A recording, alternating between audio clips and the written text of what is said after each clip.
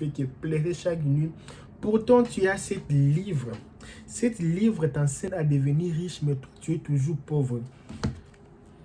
Les armées d'État chez vous au pays, tu as toujours échoué. Tous les gens qui ont les passeports, ils voyagent.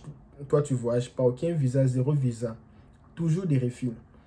Tous les gens qui vous avez grandi ensemble, ils sont mariés.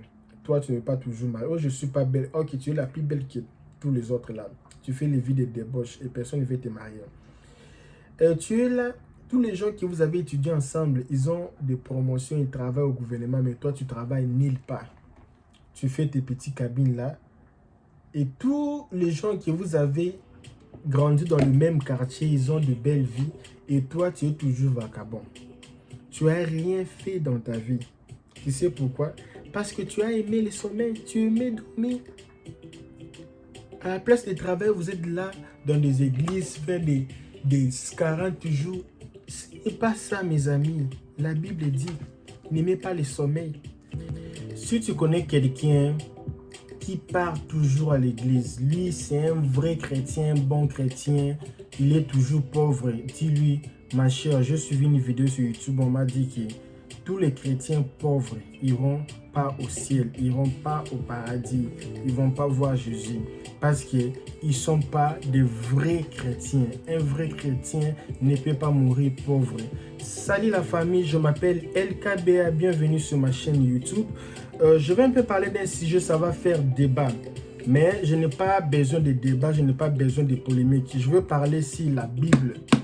J'ai une Bible ici. Alors, je serai vraiment très rapide pour ne pas avoir beaucoup de temps. Je serai plus décisif et je ne vais pas vraiment entrer dans les détails pour ne pas trop durer ici dans cette vidéo. Alors, je vais parler aujourd'hui de comment devenir riche en lisant la Bible. Comment devenir riche uniquement en lisant la Bible. C'est-à-dire, si tu lis vraiment la Bible, tu ne peux pas être pauvre. Si tu es pauvre, c'est parce que tu n'obéis pas à ce livre, la livre de loi. Je ne veux pas prêcher, je ne suis pas pasteur, je suis rien. Je suis quelqu'un qui lit la Bible, je crois à ce livre qui est un livre inspiré. Je ne veux pas faire les débats si ce n'est pas inspiré ou non, je ne veux pas faire les débats. En fait, moi, je ne viens pas pour évangéliser, je viens seulement pour éclaircir un peu l'opinion, ok?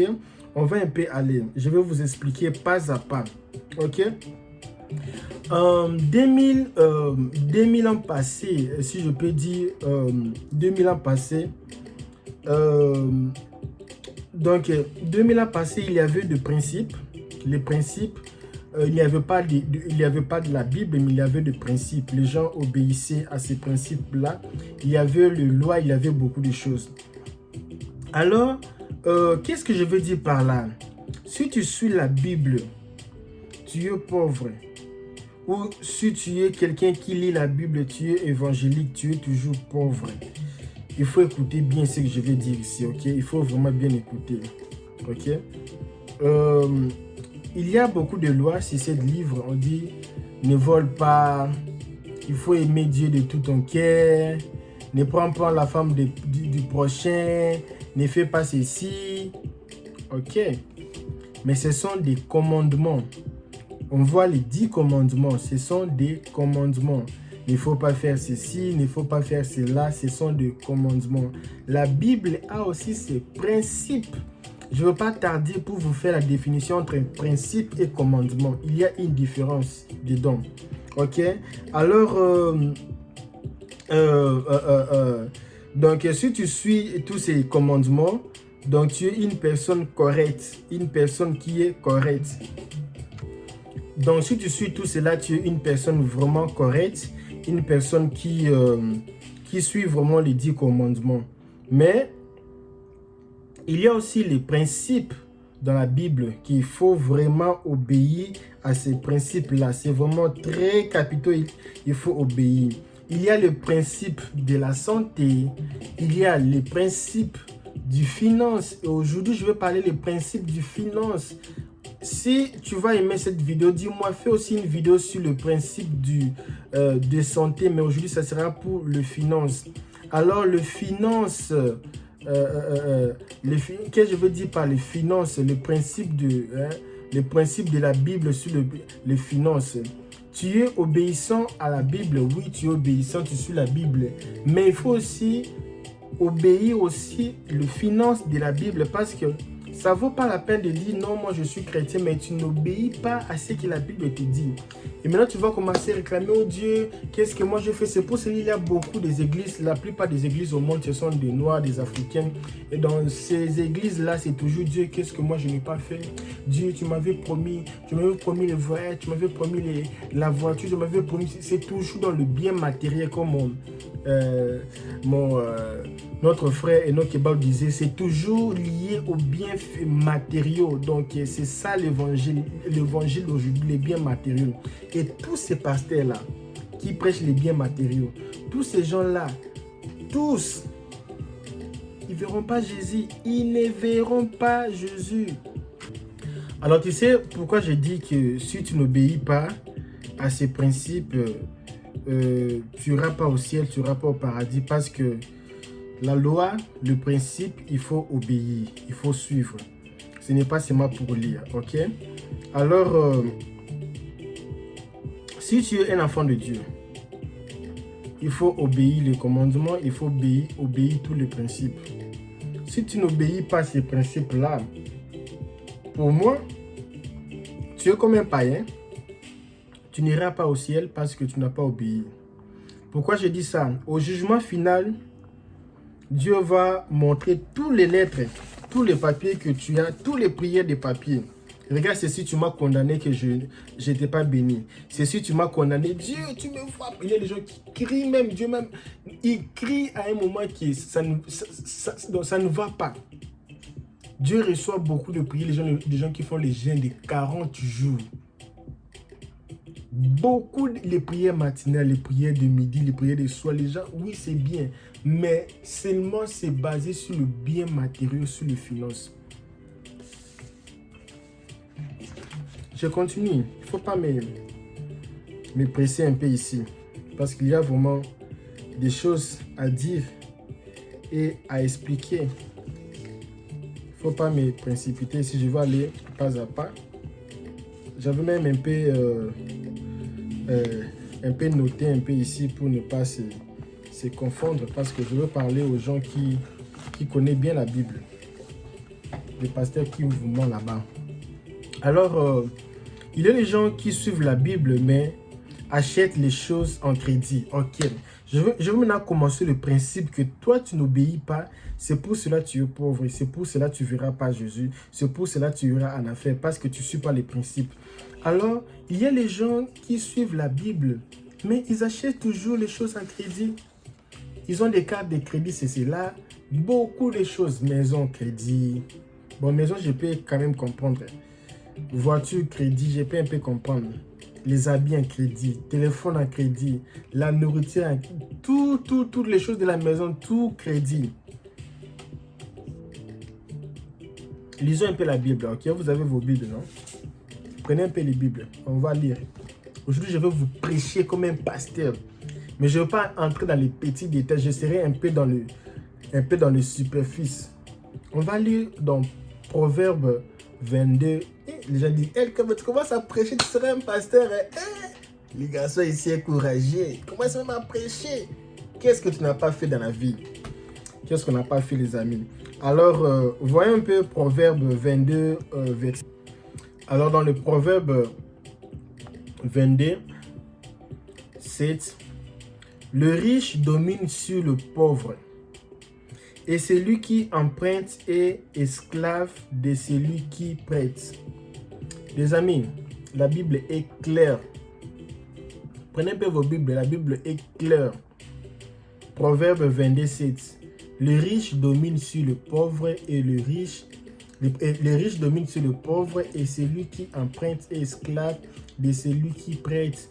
Jésus est venu pour nous faire sortir de l'esclavagisme. Mais toi, tu te fais encore entrer dans l'esclavagisme. Alors tu es en plus en train de désobéir à la voix de Dieu. Parce que Dieu est venu pour vous montrer les chemins à suivre. Mais toi, tu t'es dérouté du chemin pour rentrer à Babylone et en plus commencer à mettre la pression sur Dieu que Dieu n'a rien fait, Dieu ne fait rien pour toi, pendant qu'il est écrit ici. Il y a les gens, quand ils commencent à emprunter les histoires, tu n'as pas aidé. Ils vont emprunter, ils vont fouiller. C'est pour cela qu'il y a beaucoup d'Africains qui n'ont pas confiance aux Africains. Il y a les gens qui ne payent pas les dettes. Quand ils prennent vos dettes là, il faut maintenant se chamailler pour retirer votre argent. Il faut maintenant même bagarrer pour retirer votre argent. Pour prendre ses biens, ils sont gentils, mais pour remettre ses problèmes. Quand tu étudies l'éducation financière, je vais un peu parler lentement. En 2000 ans, ou 2000 ans passés, on disait achète tout cash. Les pharisiens que vous voyez là, ils étaient très intelligents. Hein? Ils étaient des grands commerçants, les pharisiens que vous voyez. Donc, et tout, je dis pas il faut être comme eux, mais c'est l'exemple, c'est moi pas les Judées aussi, tous ces gens-là, les attributs de Juda, ils étaient intelligents. Ils avaient beaucoup d'argent. Même si vous prenez tous les gars là de la Bible, les grands gars là de la Bible, les grands maestros, vous prenez comme les David, vous prenez comme le Abraham, ils étaient toujours riches, prospères. Alors tu vas voir que tout, on dit il faut acheter cash. Pourquoi acheter cash, mes amis? Parce que si tu achètes pas cash, tu vas devenir actif du banque. C'est quoi actif? J'aurai pas le temps d'expliquer ça ici. Comment les banques vivent? Ça vit comment les banques? Les banques vivent quand vous empruntez l'argent et puis vous payez les frais là que vous payez et ils vivent en ça. Et même ici aux États-Unis, ils ont des marketing, ils vont vous faire voir qu'il faut toujours emprunter. Ils vont faire tout. Mais tout n'est pas obligatoire d'emprunter. On va vous forcer d'aller toujours emprunter après. Non. Ce n'est pas ça. Ce n'est pas ça, mes amis. LKB, mais pour toi, c'est facile, non? Tu es déjà là-bas aux États-Unis, tu gagnes ton argent, tu es à l'aise, tu fais ceci, tu es bien. Mais est-ce que nous ici, le taux du jour, comment on va devenir riche? Nous sommes des chrétiens, mais on ira au ciel parce qu'on vit du taux du jour. Ici, à Lomé, ici, la vie est compliquée. Il faut vendre chaque jour pour avoir du bénéfice. On va faire comment? Même ici à Kinshasa, ici, si tu ne sors pas, tu ne gagnes pas. Comment tu vas économiser? Mes amis, j'ai honte. Hein? J'ai honte. Très honte. Donc, celui qui n'est pas fidèle, parce que la Bible dit quoi?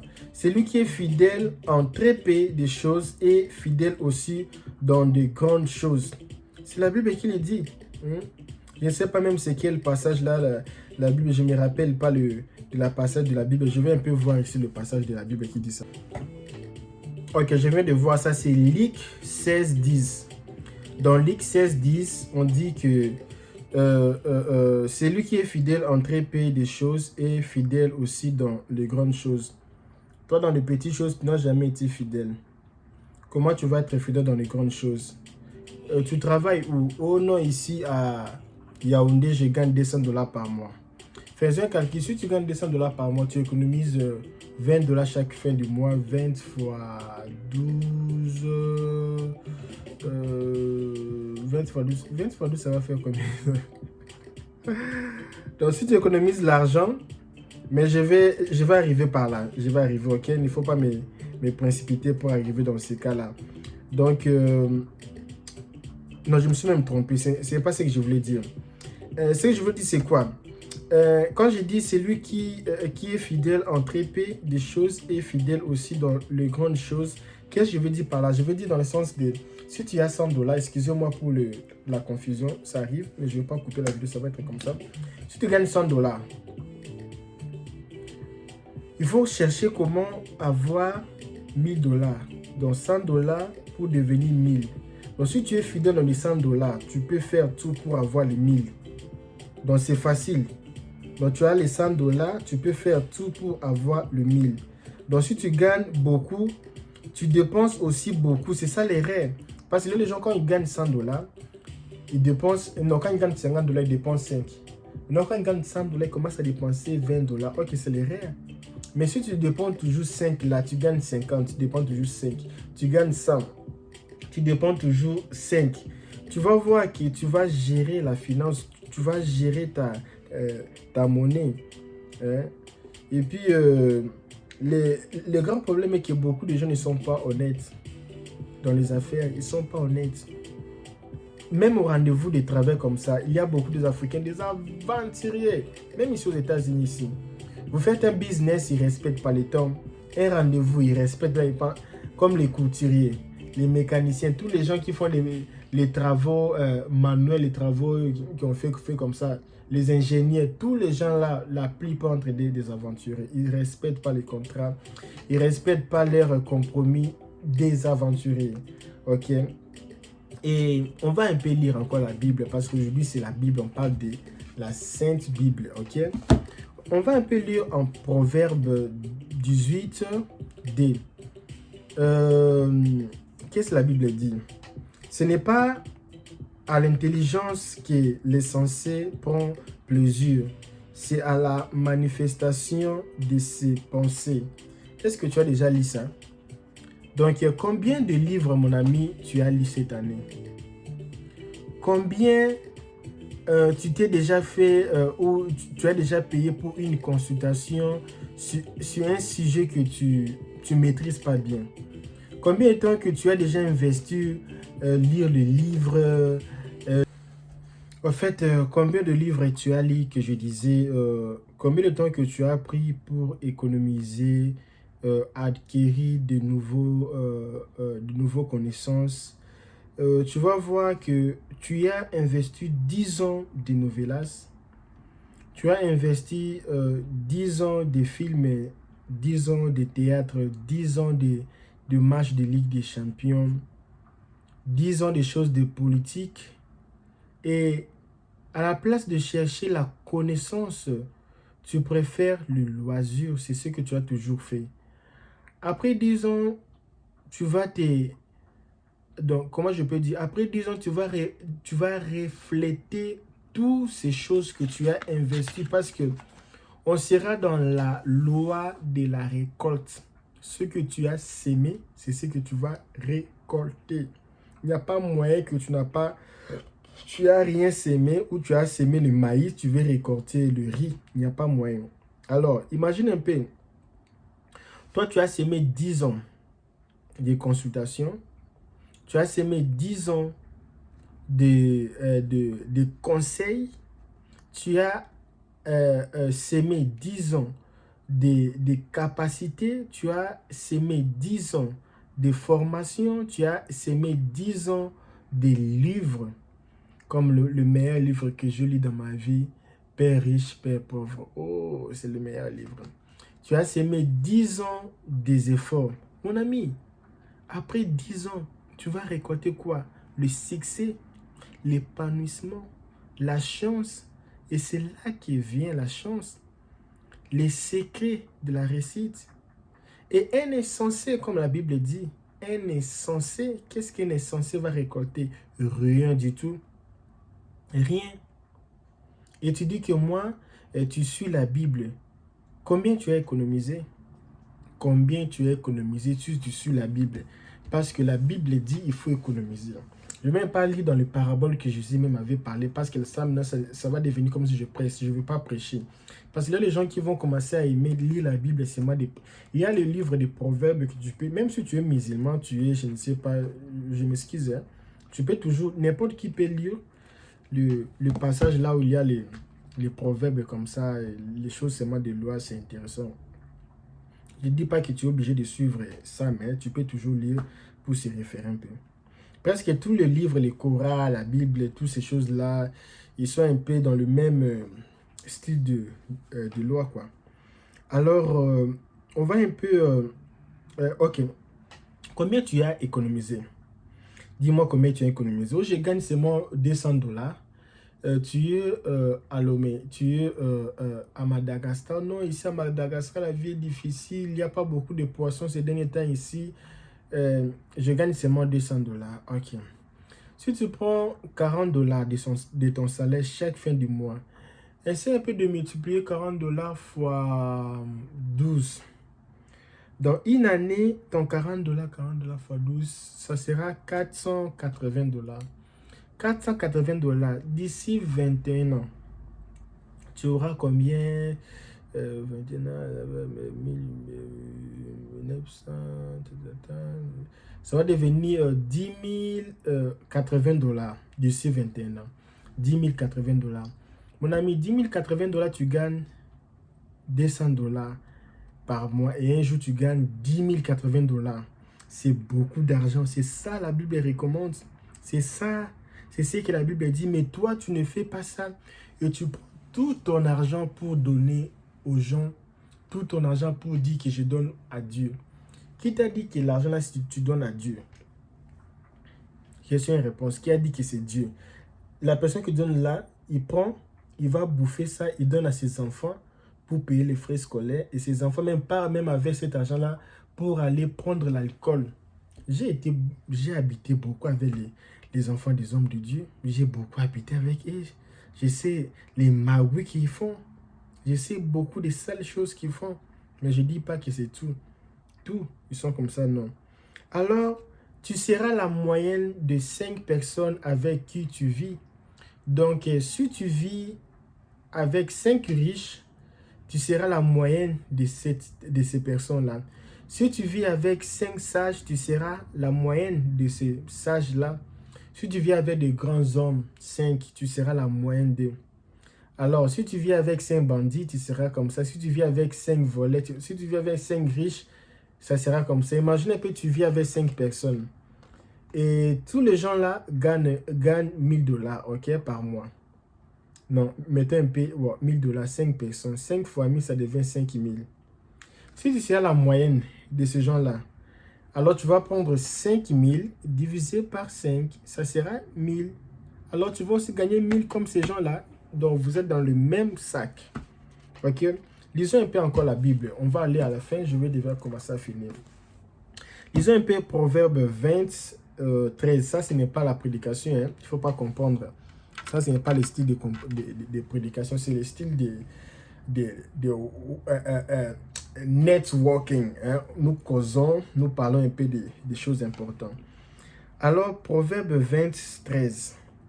N'aime pas le sommeil de peur que tu ne deviens pauvre. Donc, la Bible dit, n'aime pas le sommeil de peur que tu ne deviens pauvre. Ouvre les yeux, tu seras rassasié de pain. C'est clair, mes amis, c'est Proverbe 23, dont la Bible dit clair que ouvre les yeux, de peur que tu ne deviens pas pauvre. Ouvre les yeux, tu seras rassasié de pain. Donc tu seras rassasié, tu seras riche. De la Bible est là, la Bible nous enseigne à devenir de riches. Quand je dis riche, c'est quelqu'un qui s'est déjà stabilisé, il a une vie normale. Pour moi, c'est déjà riche. Alors, avec ça, j'ai dit que si tu ne suis pas, donc tu n'obéis pas à Proverbe, si tu es un pécheur. Parce que péché, c'est quoi?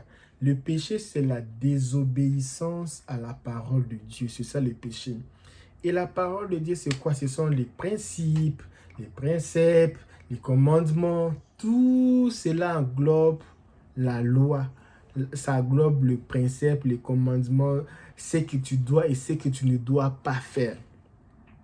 Et maintenant, avec ça, le pire encore, tu fais que parler, tu fais que réclamer. Pourquoi moi? Pourquoi moi? Pourquoi moi? Même David a écrit le psaume là de lamentation de psaume là. C'était pas comme toi. Toi, tu fais que pleurer chaque nuit. Pourtant, tu as cette livre. Cette livre t'enseigne à devenir riche, mais tu es toujours pauvre. Les armées d'État chez vous au pays, tu as toujours échoué. Tous les gens qui ont les passeports, ils voyagent. Toi, tu voyages pas. Aucun visa, 0 visa. Toujours des refus. Tous les gens qui vous avez grandi ensemble, ils sont mariés. Toi, tu n'es pas toujours marié. Oh, je ne suis pas belle. Ok, tu es la plus belle que tous les autres là. Tu fais les vies de débauche et personne ne veut te marier. Tu es là. Tous les gens qui vous avez étudié ensemble, ils ont des promotions, ils travaillent au gouvernement, mais toi, tu travailles nulle part. tu fais tes petites cabines là.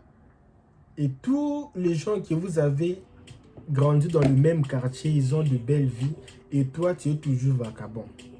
Tu n'as rien fait dans ta vie. Tu sais pourquoi? Parce que tu as aimé le sommeil. Tu aimais dormir. À la place de travail, vous êtes là dans des églises, faire des 40 jours. Ce n'est pas ça, mes amis. La Bible dit, n'aimez pas le sommeil. Le sommeil, c'est quoi? C'est la paresse. Si je peux dire la paresse. Fainéantisme. C'est ça. Le fainéantisme. La Bible n'aime pas les gens qui sont fainéants. Ils n'aiment pas les gens qui sont fainéants. Si tu vois bien les gens de la Bible comme les Abraham, les Salomon, les David, les autres, là, ils étaient toujours des riches. La plupart de ces gars-là, ils étaient vraiment de super riches. Ils étaient des super riches. Tu dis que tu aimes la Bible, j'aime Dieu, moi, et mon Dieu. Non, mon Dieu. Oh non, mon frère, tu n'aimes pas Dieu. Tu es un grand pécheur. Tu es un grand pécheur. Et tu dis que tu suis la Bible. Mais mes amis, c'est manquer de Dieu. Comment tu vas dire... Prenez un peu l'exemple. Tu es une femme et tu as un fiancé. Et le fiancé dit que ma chérie, pour que je te pousse, je ne veux pas que tu portes des petites jupes. Je veux que tu portes de longues jupes. Mais je t'aime. J'aime manger l'haricot et les poulets. Tu fais l'haricot, tu fais les poulets, tu fais tout. Mais tu portes toujours les petits jupes. Alors, est-ce que tu obéis? Tu obéis pas. Il y a des principes et des lois et des commandements. Tu obéis pas. Tu es un pécheur. Tu verras pas Jésus. Comment tu vas voir Jésus? Tu fais que bavarder. On t'a pas bien prêché. Moi, je pense que la loi, il y a une loi moabite, c'est parmi les lois, parmi les anciennes lois. Et beaucoup de lois, même à la Grande-Bretagne, dans plusieurs pays, ils ont beaucoup copié ces genres de lois. C'était des anciens de 4000 ans, je ne sais pas, 2000 ans, 3000 ans avant Jésus, je ne sais pas, beaucoup des années passées. Et il y a beaucoup de gens qui se sont référés par ces lois-là, la loi moabite. Mettez ça sur Google, vous allez voir. Moi, je pense qu'obéir à Dieu, c'est un principe, ok? Je ne suis pas un pasteur. Si un pasteur prend cette vidéo, il va un peu décortiquer ça dans leur système de Alléluia, yes, amen. Non, moi, je ne suis pas, non, je suis pas pasteur. Donc, je pense que obéir à Dieu, c'est un principe aussi général, ok?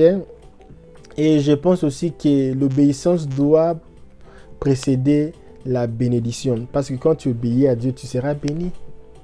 Donc je crois que l'obéissance doit précéder la bénédiction. Si tu n'es pas obéi, c'est parce que tu n'as pas précédé l'obéissance. Donc il faut précéder d'abord l'obéissance pour être béni. Alors si tu n'es pas béni, c'est parce que il y a quelque chose qui ne va pas. Il y a quelque chose qui ne va pas, mon frère. Et moi je dis, c'est pour cela que je me suis dit que tous les chrétiens pauvres n'iront pas au ciel. Parce que si tu n'as pas obéi à 50% et tu penses que tu vas obéir à 100%, non. Il n'y a pas de moitié-moitié dans les choses de Dieu. Où tu obéis tout, ou tu n'obéis rien. Donc si vous avez aimé cette vidéo, envoyez dans les groupes WhatsApp de vos églises. Envoyez dans les groupes de famille, envoyez dans les groupes des étudiants, envoyez dans les... Partout, il faut envoyer sur Facebook, Instagram, TikTok, envoyer dans le message, il faut envoyer. Je vous dis merci beaucoup d'avoir assisté cette vidéo jusqu'à la fin. On se revoit. Avant qu'on se revoie, je vais un peu boire un peu de jus ici.